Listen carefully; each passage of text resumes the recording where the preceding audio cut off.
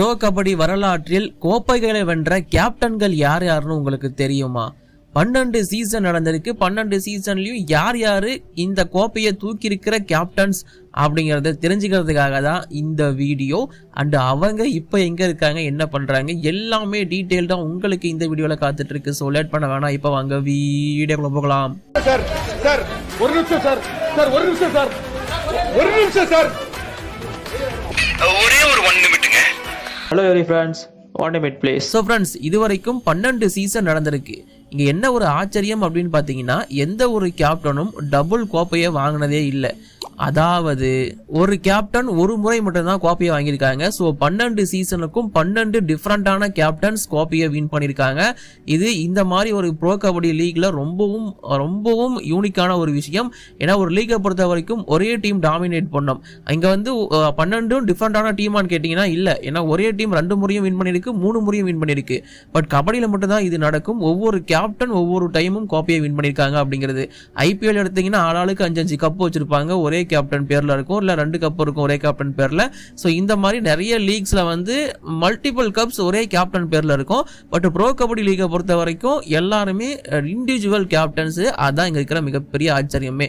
So இங்க first சீசனை பொறுத்த வரைக்கும் நவ்னீத் கௌதம் அவர் தான் வந்து டிராஃபியை தூக்குன ஒரு கேப்டன்.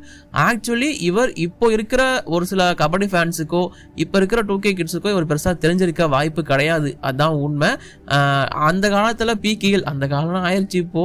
ஸோ பிகேஎல் ஆரம்பிக்கிறப்போ ஃபர்ஸ்ட் சீசன் இனாகிரேட் பண்றாங்க. அப்போ இவ்வளோ 12 டீம்ஸ்லாம் கிடையாது, கம்மியான டீம்ஸ் தான். பட் இருந்தாலும் அதற்கான எக்ஸைட்மெண்ட் ரொம்பவும் அதிகமாக இருந்துச்சு. பிகாஸ் கபடி இந்தியாவோட ஸ்போர்ட் அப்படிங்கிறதுனால ரொம்ப பெரிய லீகெல்லாம் பார்க்கப்படல. ஏன்னா ஐபிஎல் அந்த டைம்ல ரொம்பவும் பெரிய பூம்ல இருந்துச்சு. இதே டைம்ல தான் வந்து ஐஎஸ்எல் ஸ்டார்ட் பண்ணாங்க. ஐஎஸ்எலுக்கு இருந்த அளவு கூட பிகேஎலுக்கு பெருசா வேல்யூ இல்லை. அந்த டைம்ல வந்த இந்த ஒரு ஃபர்ஸ்ட் சீசன் அப்படிங்கிறது பெருசா பேசப்படல அப்படின்னாலுமே ஓரளவுக்கு நல்லாவே இருந்துச்சு. ஸோ அதுல ஜெய்ப்பூர் பிங்க் பேந்தர்ஸ் டீமை லீட் பண்ணி ஃபர்ஸ்ட் சாம்பியன் ஆக்கியிருப்பாரு நவ்னீத் கௌதம். ஸோ இப்போ தலைவர் வந்து கவர்மெண்ட் ஜாப் வாங்கி செட்டில் ஆயிட்டாப்புல. இப்போதைக்கு பிகேஎல்ல இல்ல கபடி பக்கம் நீங்க இவரை பார்க்க முடியாது. ஏஜ் ஃபேக்டர் ஆல்சோ இருக்கு. 2வது சீசன் அனூப் குமார் ஒரு கோச்சா இவருக்கு சரியான வாய்ப்புகளும் இல்ல சரியா பயன்படுத்திக்கல அப்படின்னு தான் நான் சொல்லுவேன். அது புனேரி பல்டானியா இருக்கட்டும், பட்னா பைரட்ஸா இருக்கட்டும், இவருக்கு பெருசா அந்த கோச் செட் ஆகல. பட் ஒரு பிளேயரா ஒரு கேப்டனா இவர் அடிச்சிக்கவே முடியாது. ரொம்பவும் கூலா டீமை ஹேண்டில் பண்ணக்கூடிய ஒரு கேப்டன். ஸோ இவருக்கு வந்து பாத்தீங்கன்னா கூல் கேப்டன் அப்படிங்கிற ஒரு பேரே இருக்கு. இவரை தோனி கூட கம்பேர் பண்ற அளவுக்கு இவர் கூலான ஒரு கேப்டன், பிளேயராகவும் அப்படிதான். ஸோ இப்போ ஒரு கோச்சா வளம் வந்துட்டு இருக்காரு. பட் இவர் தான் 2வது சீசன் கோப்பையை வின் பண்ண கேப்டன். 3வது சீசன், இதுக்கப்புறம் 3 சீசன் பட்னா பைரட்ஸோட கேப்டன்ஸ் தான். பட் எல்லாருமே வேற வேற. 3வது சீசன்ல கோப்பையை கையில் எடுத்த கேப்டன் யாரு தெரியுமா? அது நம்மளோட மன்பிரீத் சிங். எஸ், ஒரு பிளேயராகவும் ஒரு கோச்சாகவும் டிராஃபியை வின் பண்ண முதல் பிளேயர் ஆகிறாரு இந்த மன்பிரீத் சிங். சீசன் 3ல பட்னா பைரட்ஸ் டீமை லீட் பண்ணி ரொம்பவும் சூப்பரா, இன்ஃபேக்ட் ரொம்பவும் டாமினன்ஸோட இந்த கோப்பையை தூக்கியிருப்பாங்க பட்னா பைரட்ஸ். அதற்கு முக்கியமான காரணம் இந்த மன்பிரீத் சிங். சீசன் 4க்கு மூவ் ஆகுது. சீசன் 4ல கேப்டனா அப்பாயிண்ட் பண்ணப்படுறாரு தர்மராஜ் சாரலாதன். அப்பதான் இந்த பர்தீப் மர்வால்ங்கிற ஒரு எழுச்சி பெருசா ஆரம்பிக்குது. அவரோட சப்போர்ட் அண்ட் தர்மராஜ் சாரலாதனோட கேப்டன்சின்னு சொல்லிட்டு இந்த டீம் மேலும் ஒரு முறை டாமினன்ஸ் பண்ணி இந்த முறையும் டிராஃபியை ஜெயிக்கிறாங்க. ஸோ இந்த முறை சீசன் 4ல டிராஃபியை வின் பண்ணி கொடுத்த captain Dharmaraj Cheralathan. But team அதே பட்னா பைரட்ஸ். சீசன் 3ல கொஞ்சம் கிளிம்சஸ், சீசன் 4ல ஹீரோ, சீசன் 5ல கேப்டன் ஆக்கப்படுறாரு பர்தீப் நர்வால் பட்னா பைரட்ஸ் டீமுக்கு. ஆல்ரெடி 2 டிராஃபியை வின் பண்ண டீம் ஆட்ரிக் டிராஃபி அடிக்கவும் வாய்ப்பு இருக்குன்னு பெரிய எக்ஸ்பெக்டேஷன் இருக்கு.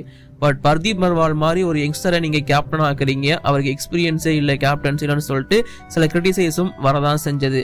பட் இருந்தாலும் பர்தீப் நர்வால் ஒரு கேப்டனா மட்டும் இல்லாம ஒரு ரைடராகவும் தன்னை முன்னிறுத்தி பயங்கரமான பர்ஃபார்மன்ஸை கொண்டு ஸோ டீமை வந்து பயங்கரமா வின் பண்ணவும் வைக்கிறாரு. அண்ட் சீசன் 5லயும் ஹிஸ்டரி அப்படிங்கிறது கிரியேட் பண்ணப்படுது. ஹாட்ரிக் வெற்றி பெறாங்க பட்னா பைரட்ஸ். பர்தீப் நர்வால் தலைமையின் கீழும் டிராஃபி தூக்கப்படுது. ஸோ சீசன் 5ஓட trophy winning captain is Pardeep Narwal. Season 6 Patna பைரட்ஸோட டாமினன்ஸ், இதை எப்படியாச்சும் உடைச்சே ஆகணும் அப்படிங்கிற சுச்சுவேஷன். அப்போ சீசன் 6க்குள்ள பெங்களூர் புல்ஸ் அப்படிங்கிற ஒரு டீம் ரொம்பவும் பெருசா பூம் ஆகுது. முக்கியமா அப்போதான் வந்து பவன் ஷராவத்தோட என்ட்ரி அப்படிங்கிறது டீம்ல இருந்திருக்கு.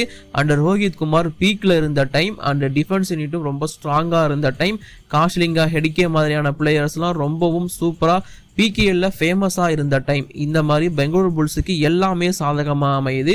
பெங்களூரு புல்ஸ் இந்த டிராஃபியை அடிக்கிறதுக்கு ரொம்ப ரொம்ப காரணமான ஒரு கோச் ரந்தீர் சிங் ஷெராவத். ஏன்னா அவர் தான் ரொம்ப காலம் அங்கே நீடிச்சிருந்தார். அண்ட் அப்போ அசிஸ்டன்ட் கோச்சாக பிசி ரமேஷ் கூட இருந்தார். ஸோ இதனால் இந்த டீம் எல்லா சைடுமே ரொம்பவும் கம்ஃபர்டபுளாக இந்த டீமை வின் பண்ணது மட்டும் இல்லாமல் அண்டு ட்ராஃபியும் தூக்குறாங்க. அப்போ கேப்டனாக ட்ராஃபியை கையில் எடுத்த player Rohit Kumar. Season 7 Bengal warriors பக்கமாக போனோம். பெங்கால் வாரியர்ஸ்லையும் நிறைய விஷயங்கள் அப்படிங்கிறது நடந்துட்டு இருந்துச்சு. அந்த சமயத்தில் பெங்கால் வாரியர்ஸில் வந்து அப்போ முகமது இஸ்மாயில் நபி பக்ஷ் பண்ண ஒரு சில ரைடு கான்ட்ரவர்சியை கிரியேட் பண்ணியிருந்துச்சு. பட் இருந்தாலும் அதுக்கப்புறம் ரூல்ஸ் எல்லாம் மாற்றி அதை சரி பண்ணிட்டாங்க. பட் இருந்தாலும் அந்த சீசனில் கேப்டன் வந்து மணிந்தர் சிங் தான். பட் மணிந்தர் சிங்குக்கு இன்ஜுரி ஏற்பட்டு அவர் ஒரு சில மேட்சஸ்லாம் ஆடவே இல்லை. இன்ஃபேக்ட் செமிஃபைனல் ஃபைனல்லாம் பெருசாக அவரால் கான்ட்ரிபியூஷனே பண்ண முடியல. அந்த டைம்லையும் நபி பக்ஷும் அண்டு நம்ம தமிழகத்தை சேர்ந்த பிரபஞ்சன் அண்ணா இப்போ பைசன்ல ஒரு ஆக்டராகவும் பார்த்துருப்பீங்க. ஸோ அவர் வந்து செம்ம கான்ட்ரிபியூஷன் கொடுத்திருந்தாரு. மணிந்தர் சிங்குக்கு தளபதியா இருந்து இந்த டிராஃபியை ஜெயிக்கிறதுக்கு ரொம்ப முக்கியமான காரணமா இருந்தவங்க நபி பக்ஷ் அண்ட் பிரபஞ்சன். அவங்க தான் டிஃபென்ஸ் யூனிட் ரொம்ப ஸ்ட்ராங்கா பில்ட் பண்ணி வச்சிருந்தாங்க. ஸோ அந்த சீசன் 7ஓட டிராஃபியை தூக்குன கேப்டன் மணிந்தர் சிங். சீசன் 8ங்கிறது பல பேருக்கு எழுச்சி சீசனா இருந்துச்சு. சீசன் 8ல் தான் முகமது ரெசா சடுலிச்சியனை டெபிட் பண்ணி தம்சம் பண்ணுறாரு பட்னா பைரட்ஸ்க்காக.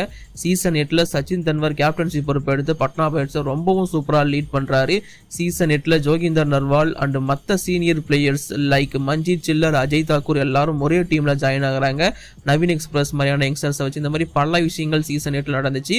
அப்போ நான் முன்னாடியே சொன்ன மாதிரி யங்ஸ்டர்ஸ் ப்ளஸ் எக்ஸ்பீரியன்ஸ் அப்படிங்கிற ஒரு கூட்டணியை சேர்த்தாரு நம்மளோட Krishnan Kumar Hooda as a Kotecha.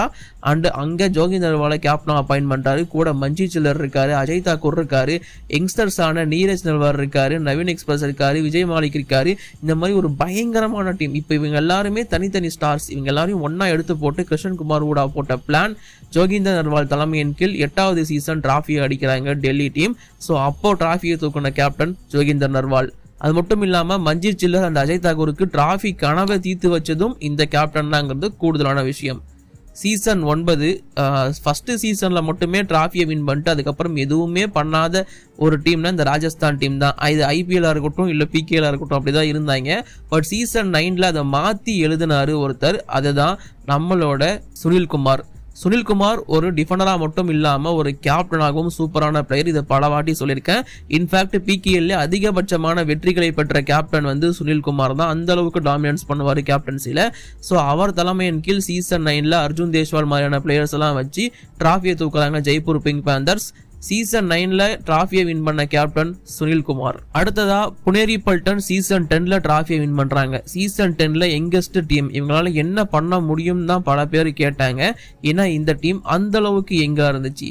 Season 10ல் coaches அவங்க மாற்றிருந்தாங்க அண்ட் பிளேயர்ஸ் ஒரு சிலரை வந்து ரொம்பவும் எங்கா தூக்கி உள்ள வச்சிருந்தாங்க. அது கௌரவ் காட்ரி, அபினேஷ் நடராஜன், இல்லை கேப்டனா இருந்த அஸ்லாம் இனம்தர், மோஹித் கோயத், பங்கஜ் மொகித்தி, நீங்க யாரை எடுத்து பார்த்தீங்கனாலுமே எல்லாருமே யங்ஸ்டர்ஸ் அப்படிங்கிற மாதிரி தான் இருந்துச்சு. ஒரு சில டிஃபென்ஸ்ல சீனியர்ஸை வச்சிருந்தாலுமே இந்த டீம் யங் டீமாக தான் பார்க்கப்பட்டது. பட் இருந்தாலும் அந்த டீமை ரொம்பவும் சூப்பராக லீட் பண்ணாரு. எந்த ஒரு கேப்டன்சி எக்ஸ்பீரியன்ஸுமே இல்லாத அஸ்லாம் இனம்தார் லீட் பண்ணது மட்டும் இல்லாமல் தன்னையும் முன்னிறுத்தி ஆல்ரவுண்டராக பர்ஃபார்மன்ஸையும் கொடுத்து இந்த டிராஃபியும் ஜெயிச்சாங்க. ஸோ புனேரி பல்டனுக்காக சீசன் 10ல் டிராஃபியை வின் பண்ண கேப்டன் அஸ்லம் இனம்தர். சீசன் 11 ஜெய்தீப் தாகியா. இல்லை இது ஒரு பெரிய கோச்சோட கனவு நிறைவேறிய ஒரு சீசன். மன்ப்ரீத் சிங் குஜராத்துக்காக 2 ஃபைனல் ஆடி டிராஃபி ஜெயிக்க முடியாமல் போச்சு. அதற்கு முன்னாடி சீசன் 10லையுமே கிட்ட வரைக்கும் போயிட்டு அதை மிஸ் பண்ணிட்டு வந்தார். சீசன் 11ல் தான் நினச்சதை நடத்தி முடிச்சாரு. அப்பவும் இப்பவும் ஜெய்தீப் தாகியா அப்படிங்கிற ஒருத்தரை நம்பினாரு ஆசியா கேப்டனா. ஒரு கோ கேப்டனா அப்பாயிண்ட் பண்ணியிருந்தாரு. பட் ஒருத்தர் சம் பிரச்சனை காரணமா வெளியே போனதுக்கு அப்புறம் ஜெய்தீப்பர் ரொம்பவும் சூப்பரா ரெடி பண்ணாரு கேப்டன்சிக்கு. என்னதான் சீனியர் பிளேயர்ஸ் டீமுக்குள்ள எடுத்தாலுமே ஜெய்தீப் தான் என்னோட கேப்டன்கிறத கன்ஃபார்ம் பண்ணி வச்சுக்கிட்டாரு. ஏன்னா அவரோட ஸ்கில்ல ஆல்ரெடி மன்ப்ரீத் சிங் நோட் பண்ணிட்டாரு. ஸோ இந்த மாதிரி மன்ப்ரீத் சிங்கோட கைடன்ஸுக்கு கீழே ஜெய்தீப் தாகியாவோட கேப்டன்சியில தான் ஹரியானா ஸ்டீலர்ஸ் சீசன் 11ல் டிராஃபியை தூக்கி இருப்பாங்க. ஸோ சீசன் 11ல் டிராஃபியை தூக்கின கேப்டன் ஜெய்தீப் தாகியா. சீசன் 12 இப்பதான் நடந்து முடிஞ்சது. யார் வின் பண்ணாங்க, யார் கேப்டன்ங்கிறது உங்க எல்லாருக்குமே தெரிஞ்சிருக்கும். அஷு மாலிக். ஸோ அஷு மாலிக் தான் சீசன் 12ல் டெல்லி டீமை லீட் பண்ண ஒரு கேப்டன் அண்ட் டிராஃபியும் வாங்கி கொடுத்திருந்தாரு. இவங்களும் கோ கேப்டன்ஸ்லாம் அப்பாயிண்ட் பண்ணி பார்த்தாங்க. பட் எதுவுமே செட் ஆகல. கடைசியில் அஷு மாலிக் பக்கமாக தான் திரும்பி இருந்தார் ஜோகிந்தர் நர்வால். அண்ட் ஜோகிந்தர் நர்வால் ஒரு பிளேயராகவும் ஒரு கோச்சாகவும் டிராஃபி வின் பண்ண 2வது பிளேயர் அப்படிங்கிற ஒரு ரெக்கார்டை பண்ணியிருந்தாரு. ஸோ அதுவும் இந்த சீசன் தான் நடந்துருந்துச்சு. சீசன் 12 காப்பியை வின் பண்ண கேப்டன் வந்து அஷு மாலிக். ஸோ இதெல்லாம் பார்க்கும்போது உங்களுக்கு எப்படி இருக்குது? ஏன்னா 12 சீசனுக்கு 12 டிஃப்ரெண்டான கேப்டன்ஸ். ஸோ எந்த சீசன் எந்த டீம் கேப்டன் தூக்குனது உங்களுக்கு ரொம்ப பிடிச்சிருந்துச்சு டைட்டில் அப்படிங்கிறத மறக்காம கீழே கமெண்ட்டில் சொல்லுங்கள். இப்போதைக்கு வீடியோ நான் முடிச்சுக்கிறேன் கைஸ். By by, thank you.